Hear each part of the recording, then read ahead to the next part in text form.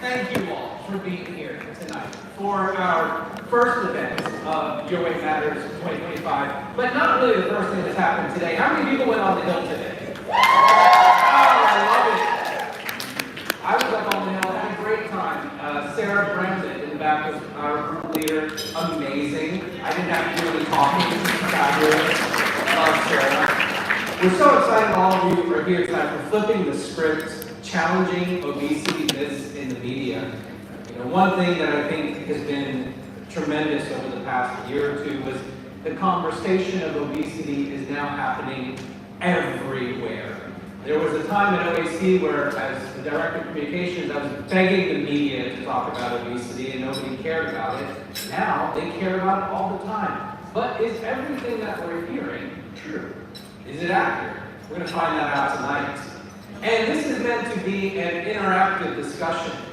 Yes, we're going to have some amazing panelists up here, but we want you all to be a part of the discussion as well. We have some very unique ways we're going to do that through some Menti polling. And so if you're not familiar with Menti polling, we actually have a sample poll that will be popping up here on the screen momentarily. There we are. So take out your cameras. Go ahead and take the picture of me. I know all of you want to, so that's okay. I get it. Aim it at the screen there. You should see a little yellow box pop up. Go ahead and click on it. And you can take our first Menti poll, which our question is, when it comes to the media, where do you get most of your information these days? Now we're about to see these results pop up in real time, coming in here momentarily. My guess is I'm going to see Facebook, TikTok, NPR, social media, Instagram. I don't, it hurts how I got with you on that one. Google, internet. Somebody please type OAC or we're doing something wrong.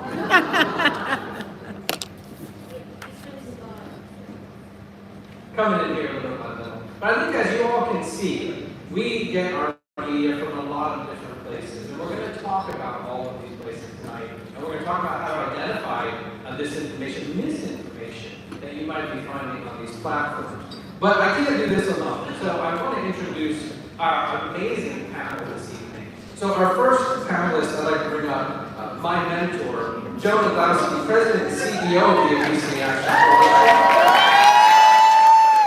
Joe is a passionate patient advocate with more than 25 years of experience in public policy and health education. Ladies and gentlemen, Joe Nadowski.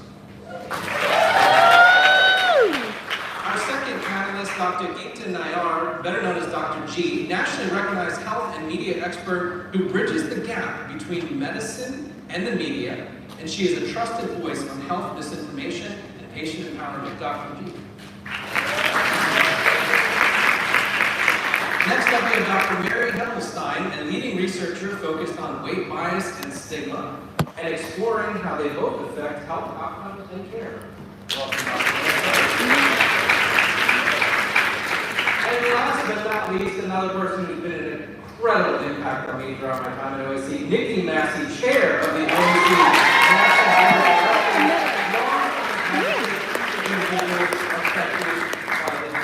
Obesity. Welcome. Can I get another round of applause for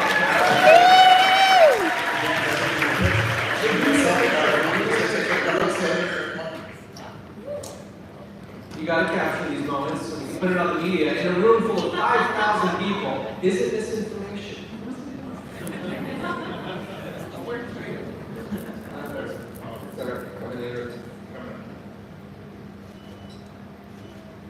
Thank you all.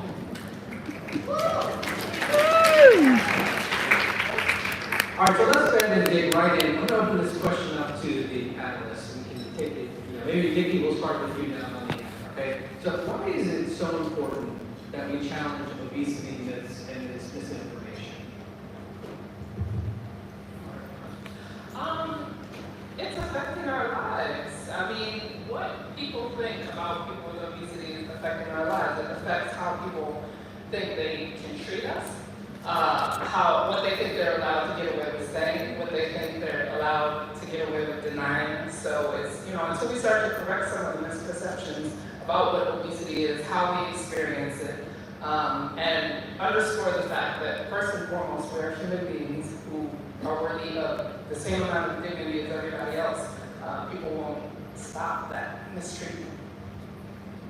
Dr. Emerson, what do you think? Yeah, I totally agree with that. So I think part of the issue with stigma in the media is that anyone can say anything online, and it's not really representative of the science, and people are being disrespected regularly because of their body weight. And I think we need better tools to fight back, and this group is a perfect group to do that. Dr. G. Well, first of all, thank you so much for having me. Joe, I'm sure to see you again. I miss Lance Bass. Last time we had Lance Bass on the panel, for all your music fans out there. Yes, that's right. Middle school crush. Come on, ladies.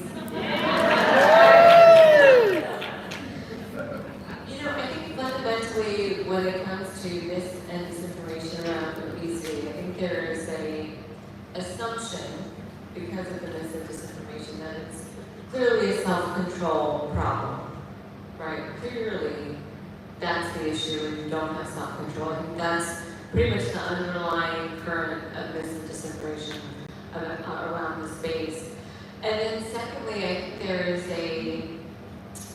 there's an ideal that we assume we should all go for, right? And the reality is different shapes, different strokes for different folks, right? And I think we just haven't normalized that. And we normalized this idea of beauty as opposed to just, different genetics, different spaces, different geographies, different genetics. And I think that that's fundamentally the undercurrent in the obesity space. Joe? I think about this and I agree with all my fellow panelists' comments. And one of the real challenges we have is that everyone in the world has either lost weight or gained weight at some point during their lifetime, right? That means you're an expert in your own story, but does not mean you're an expert in all of our stories, right? And I think that's what we often see.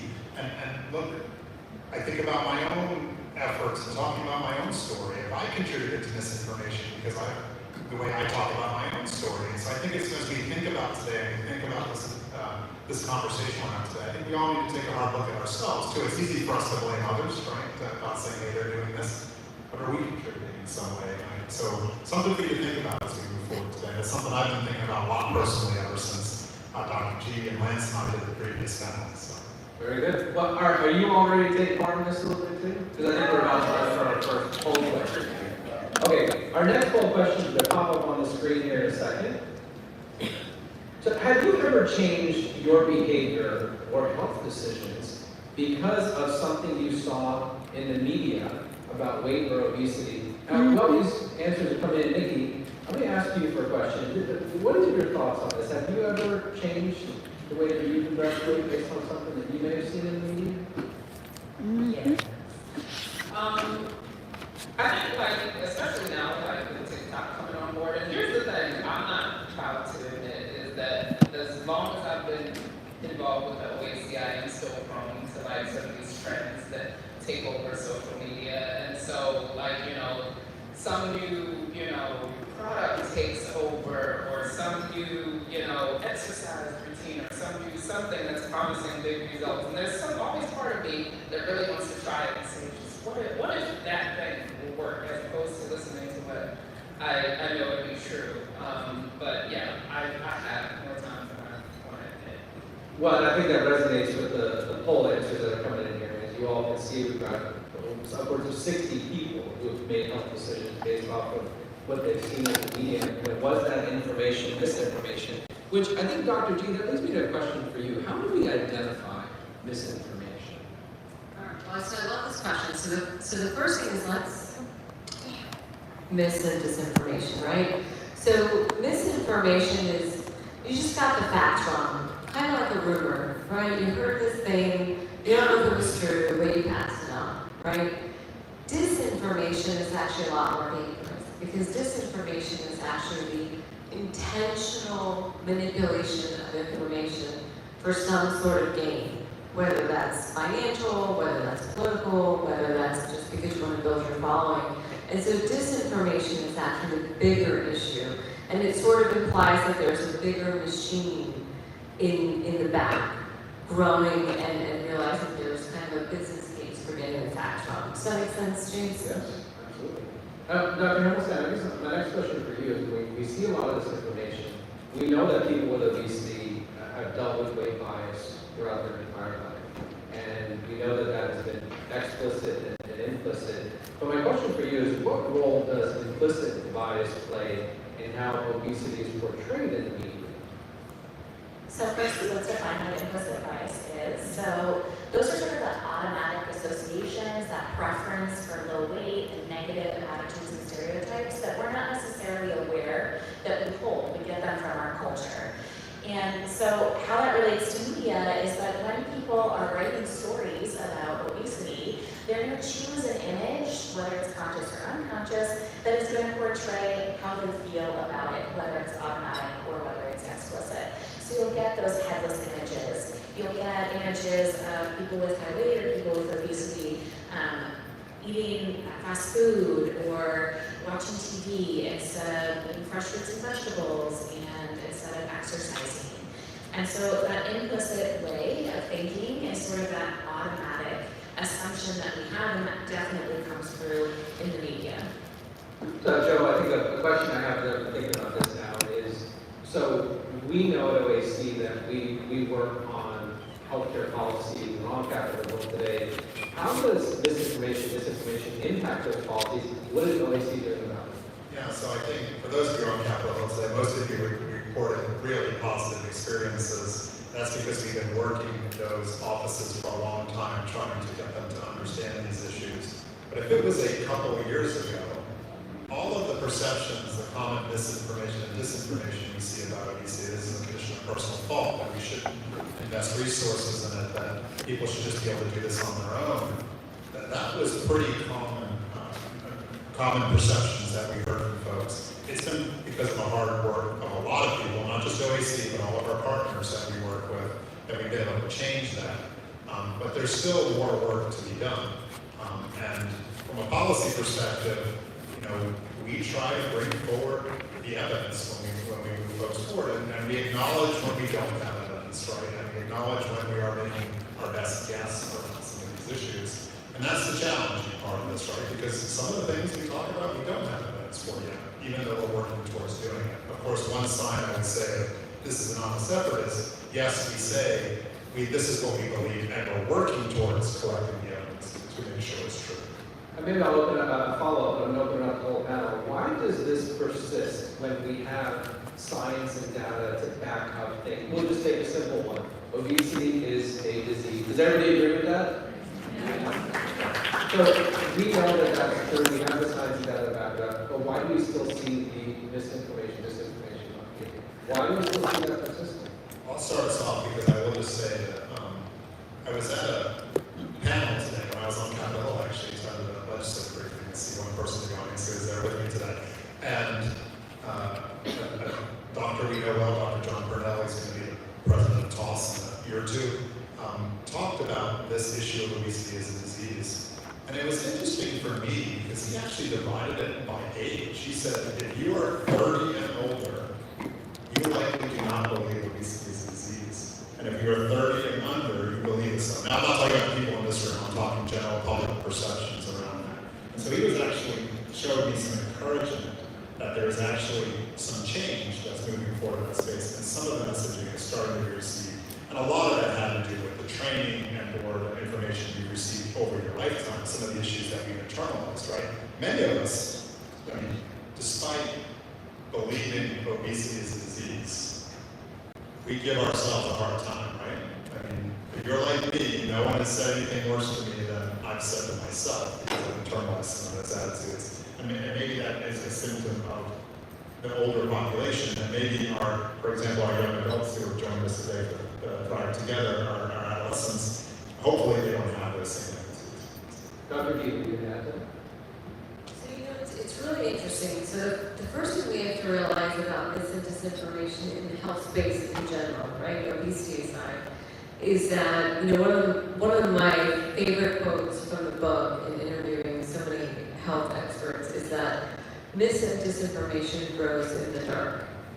So what that means is when healthcare experts don't communicate or don't communicate well and don't speak at a third grade level, we just, doctors speaking to doctors and these and PhDs, speaking to MDs and PhDs, we leave this entire space open for the average lay person to say, well, if the doctors don't talk to me, then I'm going to listen to Dr. talk. Because he speaks my language, she speaks my language, well, she's also got cool music and some dance moves that I kind of dig, right? And we as science experts, I don't have dance moves, right, Joe? I mean, I don't know. Lance, Lance can help us, right? It's not, But do I know my math? Do I know my science? Yeah. But, so I think it's, number one, realizing that when we as healthcare experts leave a gap, other people come in, and they're not necessarily folks who are interested in patient care or have any kind of accountability for what is the right thing to do by folks who have obesity or diabetes or hypertension or any kind of health issue. So that's number one. And then number two, this is not new, right? Mis and disinformation, it's an old story, it's an old game, it is not something that's new. But because of social media, because of AI, and because the fact is we're living in a post-pandemic world where everyone wants to be healthy, right? Everybody's got a watch, everybody's got a ring, everybody's taking $100 out of their pocket to say, yeah, I want to be healthy. I'm not trying to be the fool, I'm trying to be healthy. So if someone speaks to me in simple third-grade language, if somebody has black hair and I have black hair, and they're relatable and they're nice and they seem to be approachable, and yeah, I don't have a doctor, who has a doctor, right? Or 6 months later, I'm going to see my doctor. Well, you got my attention. And the truth is, whatever you say seems good, smells right, feels good, and I don't really have a doctor, so yeah, I believe you, I'm gonna follow you, I'm inspired by you, right? It's a whole different ballgame. And that's what makes it both good and bad, right? Good if you are an actual expert and can maximize these technologies, maximize empathy, and maximize a lot of these strategies to spread facts and science in a beneficial way. But too often we're seeing the latter, right? Which is quote unquote Dr. TikTok, follow me, just one hack for $9.99. I'll get your hair back, James, for just $9.99. Peanut oil. Peanut oil. Twice a day, flip upside down, we got you, right? So it's becoming a bigger problem because of AI, because of social media, because the consumers say, healthcare is failing me. So if someone's meeting the gap, someone's meeting me in the dark, I believe them. I believe them. Dr. G, that as you're speaking, there are a couple of things stuck to me. I think, healthcare, not completely account. Many of us with obesity for a long time, this has been a do-it-yourself condition, right? Unless you happen to be blessed to find a provider, or you fought to find a provider to care for you, you've sort of had to do it yourself. I mean, I'm old enough to remember ordering things out of the back of a GNC or out of a magazine, right, to try to provide some kind of miracle weight loss, right, kind of things like that. So it is interesting that this is not really new in our field. It's just, it seems more widespread now with the placement of social media, right, and the advancements of social media. Totally. I describe this and disinformation as the beige dull wallpaper in the hospital. No offense to the Renaissance, but very similar to its wallpaper, right? We know it's there, we recognize it's there, it's not really changing what's happening in this room, right? Healthcare groups go about seeing our patients, we know the wallpaper's there. But the wallpaper in hospitals, in outpatient clinics, it's not neon pink. It's changing. The story's not new, but the ante and what's at risk is very, very different. And we're at a place now where healthcare experts, the folks in this room, we need to own this issue, because the idea that this is someone else's problem is not happening, right? On Monday, if Meta wants to fact check, okay, they'll fact check.